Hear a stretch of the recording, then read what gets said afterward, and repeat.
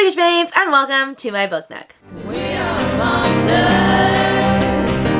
We give and we take. For those that are new around here, my name's Rainy. I read all sorts of books. I read all the different types of genres, so if you like that, please like and subscribe to this channel. It really helps my channel grow.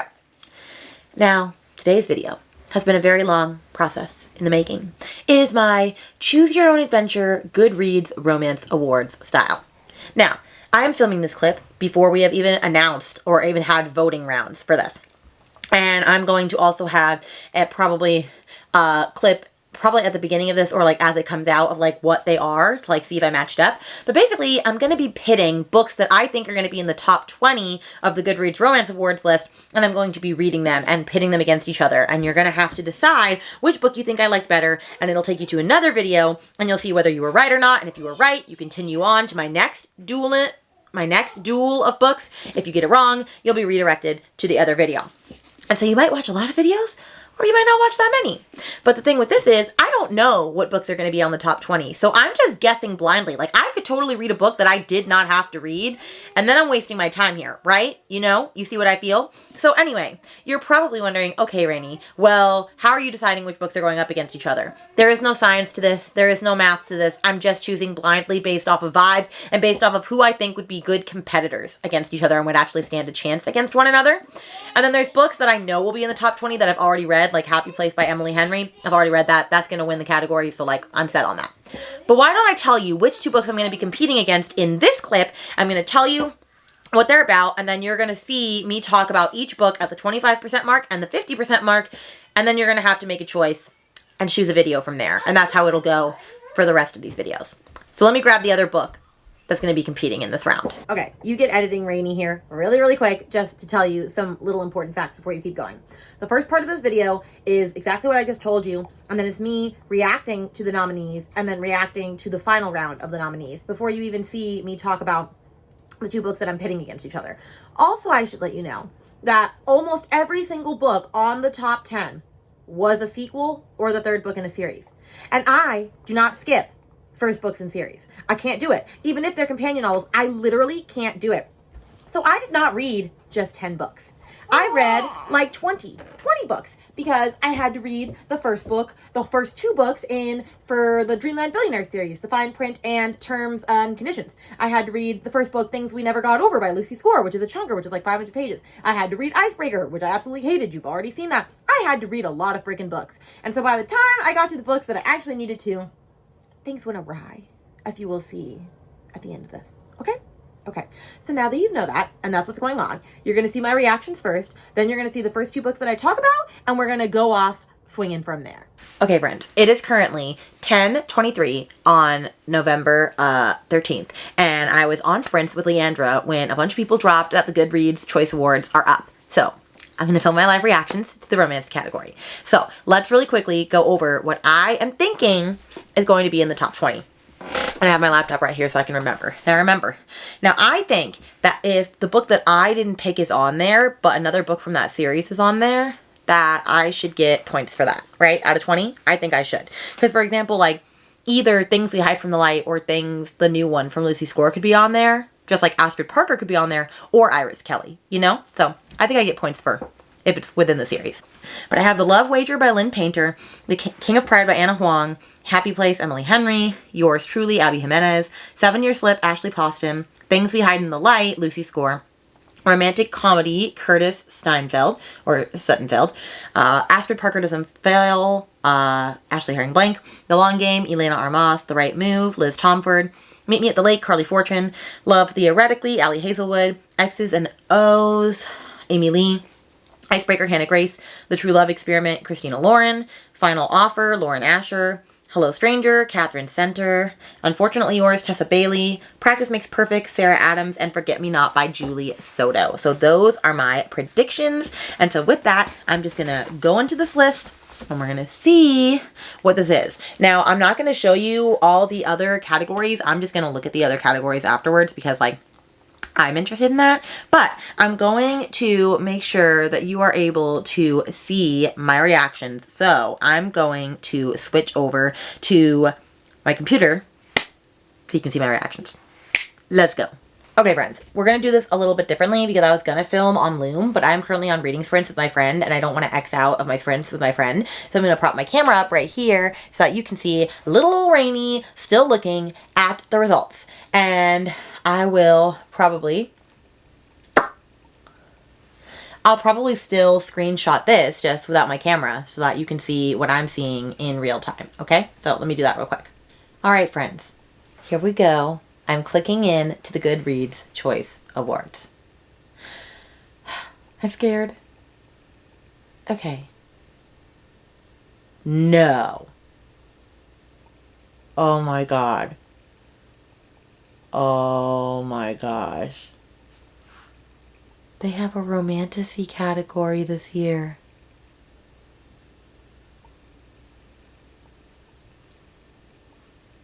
Guys, this might mess up my entire plans.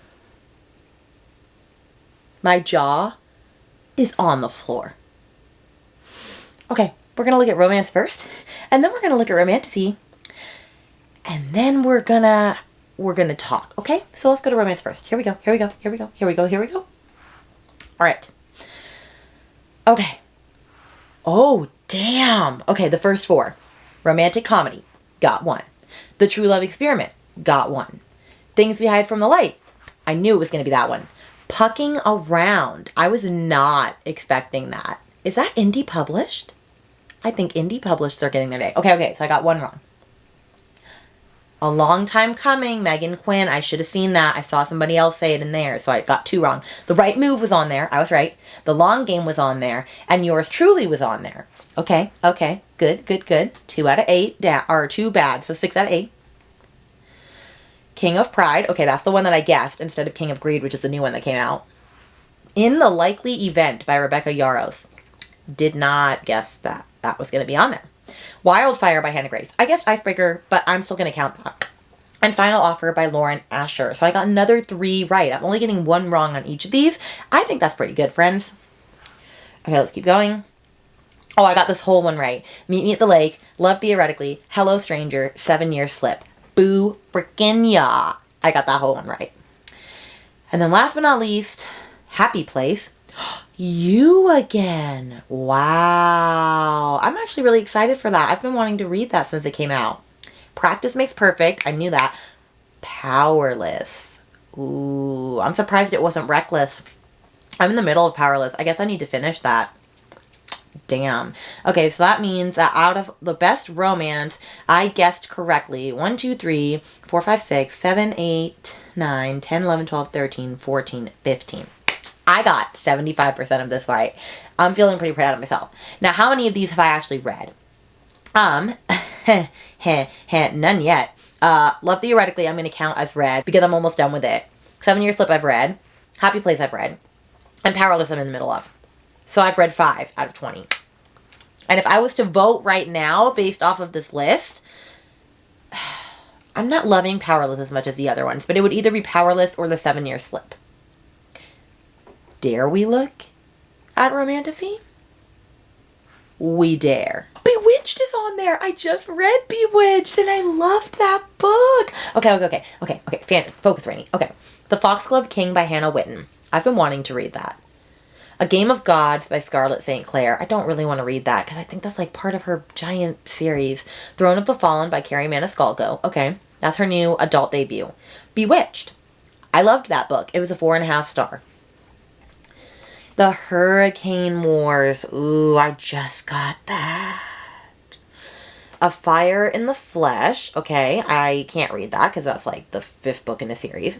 The Coven. Oh, I read that and I loved that book. That's one of my top books of this year. Rule of the Aurora King. Well, I would have to read Trial of the Sunbearer King or whatever it's called because that's not the 1st book in a series. Oh, Jennifer L. Armentrout has 2 on here. A Soul of Ash and Blood. That's the new one. Interesting. The Jasad Air. Never heard of that in my life. Ashes of the Star-Cursed King. Oh, I would have an excuse to read that. Oh, the new Zodiac Academy. Interesting. Fourth Wing, duh. Oh, A Queen of Thieves and Chaos by K.A. Tucker. I have the first book in that series. Oh my gosh, JLA is on here 3 times. A Fall of Ruin and Wrath is on here too. That's freaking crazy. I think that's insane. Slaying the Vampire Conqueror. Oh, yes, queen. Go. You be on there twice. You deserve that. I love that for you. A Court This Cruel and Lovely. I hadn't heard that much good stuff about that. A Dawn of Onyx. Kate Golden. I've wanted to read that. The Hanging City. I've never heard of that in my life. And Assistant to the Villain, which I have heard of. I'm feeling a little lackluster about this romantasy category, if we're being honest. There's a couple on here that I would want to read, but like not, I feel like there's so many better ones that have come out. Like One Dark Window, like The Two Twisted Crowns just came out. I'm trying to think of other ones that are on my list or like right behind me. Heavenly Bodies. I don't know. I'm like, I don't know, but I'm seriously debating, do I just switch? I don't know. I don't know. I'm going to go look at the rest of these. And then I'll decide in a minute. Editing Rainy, coming on here briefly to say, yes, I stuck with romance. The reason I stuck with romance is because I went to look at romantasy and I would have had to read like 50 books in order to even read the books that are on that list. Because, for example, JLA from Blood and Ash, they were on book 6. They were on book 3 in her spin-off series. They were on book 8 of Zodiac Academy, and there's like 10 books before that because of prequels and all this other crap. So I would have had to read all of those books before I could read the actual book. So now that I know that going forward, I definitely will do my due diligence and try to read and get ready for romantasy for next year. But it just wasn't in the cards for this year. Now I also am trying to read, though, the books that came before the books that are nominated for romance. So I have to read Things We Never Got Over. I had to read the fine print. I had to read Terms and Conditions. But I was okay doing that because I figured those would go a little bit quicker than these long romantasy series, you know? That's my editing Rainy clip. Up first, we have The 7-Year Slip by Ashley Poston. She is also the author of The Dead Romantics, and I've never read that. And we also have Love Theoretically by Allie Hazelwood, which I have read, The Love Hypothesis, and her feminist novellas. The reason I think that this could have a chance, even though I've never read this, is everyone is gushing about this book. And I feel like I need to read another Allie Hazelwood because I gave The Love Hypothesis 5 stars, but it's been 2 years since I've read it. I've read way better romances since then, and I've been kind of hemming and hawing on reading this because I don't want, I don't know. I've just been afraid that I'm not going to enjoy it as much, and she does like a certain trope all the time. But anyway, let's talk about what these books are about. So, Love Theoretically is a feminist novel. It is about a girl named Elsie and a scientist named Jack. And basically, Elsie is an adjunct professor, like theorizer, but she also does becomes fake girlfriends for people to make money on the side. And then she ends up fake girlfriending for this guy, and her older brother is like a douche. And then you find out later that her older brother is actually a very famous physicist, and he is standing in the way of her getting her dream job. And he knows that she thinks that she's dating his brother, and she lied about what she does, and so it's complicated. So that's that one. And then we have The 7-Year Slip, and this is about a girl named Clementine West, and basically she's a book publicist, and she has this aunt that she would always travel the world with, and then basically she ends up moving into her aunt's apartment after she dies, and she finds this strange man standing in there, and then she finds out that the apartment is magical, and that it'll take you back in time 7 years, and that this guy is 7 years in the past living in that apartment at the same time, and of course it's their love story, and I've heard that it's sad, it's emotional, it's going to make me feel all the feels, so let's see if it's right. So I'm going to read both of these. And you're going to see these clips, and then you're going to make a choice. Hello, friends. Update with baby Eloise. Ignore my hair. We're just doing what we're doing, okay? I was going to update you at the 25% mark, but I'm a little past that because I was listening to it while I was cleaning while she was asleep, so I'm at the 31% mark of 7-Year Slip by Ashley Poston. And I am loving this book. I'm having the best time with this book. I'm so excited to continue along with this book and to maybe read The Dead Romantics soon after this because this is so good. I haven't said what this is about yet. This is about Clementine West, and she is a book publicist, and she used to travel every summer with her aunt to like all these beautiful places across the world, but then her aunt passes away, and so she ends up her aunt gives her her old apartment, which she always has said is magical. But she has a couple of rules with the apartment. I can't remember the first rule, but the second rule is don't fall in love. But the whole thing about her apartment is that it's magical, and that it can sometimes bring you to 7 years in the past, and then there will be guests in there from 7 years in the past. And so, of course, when Clementine moves into her aunt's apartment, there's a man there from 7 years in the past, and of course she's going to fall in love with this man, but it's going to be tragic because they're 7 years apart. And so we are 30% in. She has met the person. They are starting to like be friendly, getting a little close, a little intimate. They're having the cutest little banter. Oh, my heart is so full reading this book. I am just eating this book up. Honestly, I don't know if the other book is going to beat this out in me loving it as much. We will see, but I'm seriously loving this book. Having the literal best time. It is the perfect little romance. I feel like I don't love a lot of contemporary romances anymore, but this one is like really doing it for me. I'm having a really great time with this book, so I'm just gonna say that. And then I will update you at the 50% mark, and then it'll be up to you to vote on whether or not you think this book is going to beat the other one. But I'm gonna go see how this book is going to get, and I just love it so much. I will do my best to update you at 50%. Hello friends, time to give you my 50% update on the 7-year slip, because I am about 55% in, so I need to make sure I give this update before I continue on with it. I am still loving this book. I'm having so much fun. I did predict the romance twist, like who was going to be her person, like pretty early on. And if you're saying, wait, Rainy, it literally says who it's going to be in the back of the cover, like the person from 7 years ago. I'm like, yes, but in present day, I figured out who that was on like page 2. So anyway, I'd like to give myself a little pat on the back, but honestly, she probably set that up for success for me. Okay, anyway, I am loving this book. I just love it. I love their banter. I love their relationship. It also was very sad because now what has happened is, of course, she can't always control whenever she goes back into her apartment and she's 7 years in time to like see their relationship, what they've finally met in the present time. And like, you can tell that like things are not good between them, but like she doesn't know why, because she hasn't seen where their relationship ended in the 7 years in the past, because like she can't conjure the past whenever she wants. And so that's been interesting. But yeah, they're having to work together for some reason, and I'm not going to say why, but they're back together again in some way for their jobs. And so that's where we are at. I'm having the best time with this book. I'm really enjoying it, and I haven't enjoyed a contemporary romance in a very long time. I think that they're both very cute, and yeah, I'm just really, really loving the writing. I'm just having a great time with it. It's very easy, very light, but like very like sweet and still deep. I feel like I'm gushing about this book, and so you might know which one I like better, but anyway, it's up to you to decide now.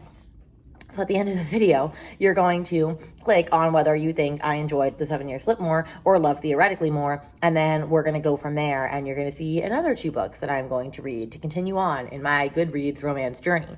Now, of course, I'll also laugh when I look back on this and I tell you at the end which books actually made it to the Goodreads romance list and which ones I read thinking they would and didn't. And this is one that I'm not 100% sure is going to be in the top 20, but I was hoping it was, and I wanted to read it.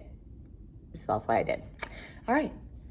May the fates decide well for you, or else you're going to see me 2 more times for these wrap-ups. Okay, friends. I wanted to make sure that I did this update before I forget, because I am 30% into this book, and I was going to update at the 25% mark, so I'm not that far ahead. But I'm about on page 116, so I'm like this far in the book.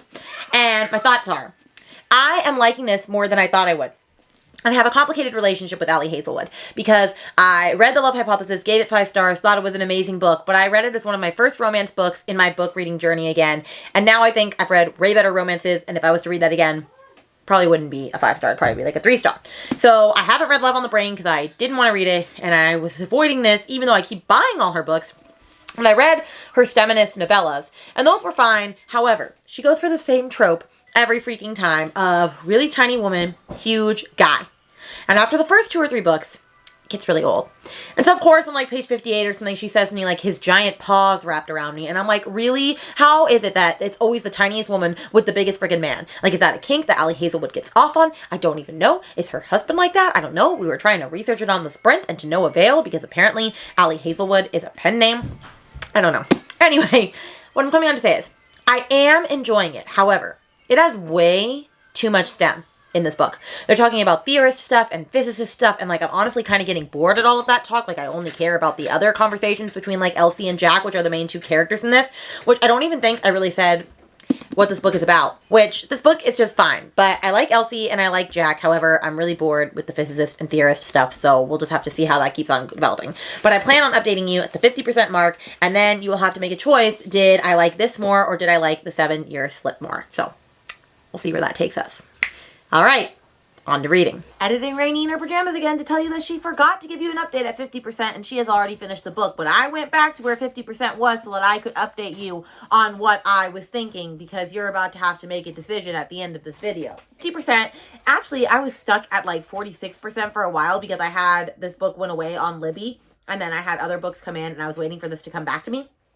At 50%, we just had like our first romantic encounter. We just had some interesting stuff happen. And I'm a little bit more intrigued now. However, the same thing that I said before still stands. There's just a lot of like scientific, theoretical, physicist jargon and talk in here. And I'm just not really interested in that part of this book. I'm just not holding as much attention at the current moment with this one. But I'm still really enjoying this. And I like the romantic encounter. I like how they talk to each other. Like, I think this is very cute. And I'm enjoying this a lot more than The Love Hypothesis, which I know is hard to believe because I gave that a 5-star, but I think this is a much better, well-written book than that, so that's where I stand in that. Time for you to make a decision on whether you thought that I enjoyed this book more or whether I enjoyed The 7-Year Slip more. Based off of which book you choose, you're going to click on the video that at the end of this video, and whichever one you choose, if you are correct, I will explain why I loved it more, and I will show you the next 2 sets of books that are going against each other. If you guessed wrong, then you are going to be redirected back to the other video so you can see. If you want to watch both videos, you're welcome to, but you can also just watch the ones that, you know, are actually the ones that you got right. All right. Did I love Theoretically better, or did I love The 7-Year Slip better? Have fun guessing.